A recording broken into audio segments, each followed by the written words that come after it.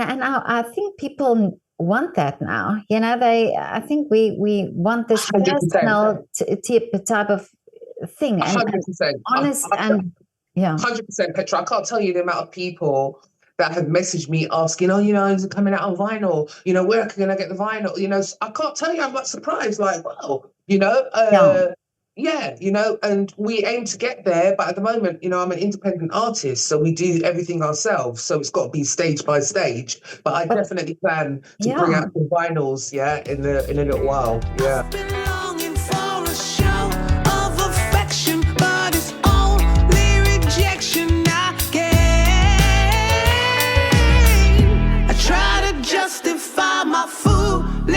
Notion like a moth being drawn to a flame. Situation is getting far too distant. You just don't listen. Past the point of no return. I've gotta let it go. Just gotta let it go. Don't wanna be a satellite. But I think also that's great, is time, because we also live in a time where everything is so instant and people want that instant sort of recognition. But I think things that brew so in time and takes time and develop, I think that really, tends to have longevity. And this is what is going on because it's all organic. I make the videos, and then I just put them up, and it's like who likes them, who doesn't, swipes past. So, who is there, are turning out to seem like genuine fans. I mean, I can't tell you the amount of messages that I get. It's just unbelievable. I'm so shocked because, like I said, all the years knocking at the doors of the record companies, and it's just like, this made me really feel like you're just not it. Do you know what I mean? Yeah. And it makes you question yourself as well. Like, do I not, it really makes you question yourself. Am I totally deluded here? Am I like one of these people that go on to like these X Factors, these TV shows, who are totally deluded, like gone onto a TV show and say they sing, and then they start singing, and it's just like, oh my God, what's going on? Like, I wonder, like, am I deluded? Am I deluding myself? Am I really like? But no, it's good. Yeah, it's good. It's good. It's good. But as you said now that some of your family members were reggae artists, but you said you sang a lot. Did you? So in school, did you get training, or are you self-taught? Nothing. I didn't go to a drama school or anything like that. No, really, literally everything I just did myself. And literally found, nothing. No, and like I told you, my mum was like, no, you need to go and study. You need to go think about getting a job. You need to. So it was all like that, and she had a recruitment agency, when people go when they want a job. So in her mind, this is where you need to be, you're going to be coming in here and coming working in here. And I was like, no, I don't want to. No, I don't want to. Yeah, that's not, I just don't want to do that. Yeah, honestly. Yeah. So there was no, you get these parents who like push their kids, like, come on, drama school, come on, singing classes and dancing club. No, there was none for that for me. Okay. Yeah, I literally had to find my way. Yeah.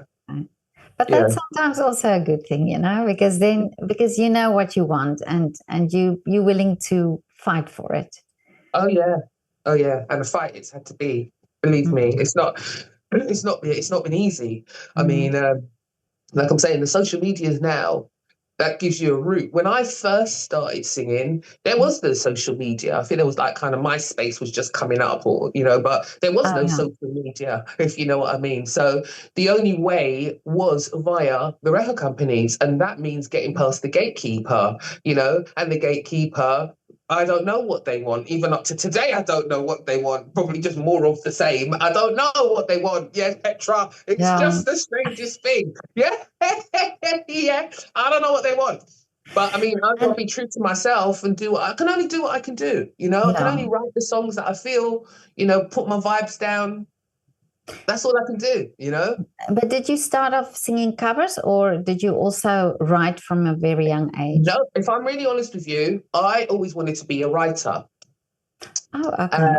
Songwriter. So I worked with a guy called Kenny Omans. we've always written loads of stuff. But what we found was, because I wasn't a name per se, it was very difficult to get songs placed. Like, nobody wanted a song. If I submitted a song, it could be the greatest song ever, but if, I don't know, the latest hot thing songwriter was to submit a song, that would always be chosen over the one I'd give them, even if mine was 10 times better. So the plan then was, okay, what we need to do, let's just cover some of the songs ourselves. Let's do it. Oh, yeah. You know? Yeah. So that was really it. You know, because if I'm honest with you, I like being in the studio, writing and creating. That's what I like. The whole showbiz thing. Yeah. Yes. So but were you always, after the first song that you written, were you very confident about putting it out there?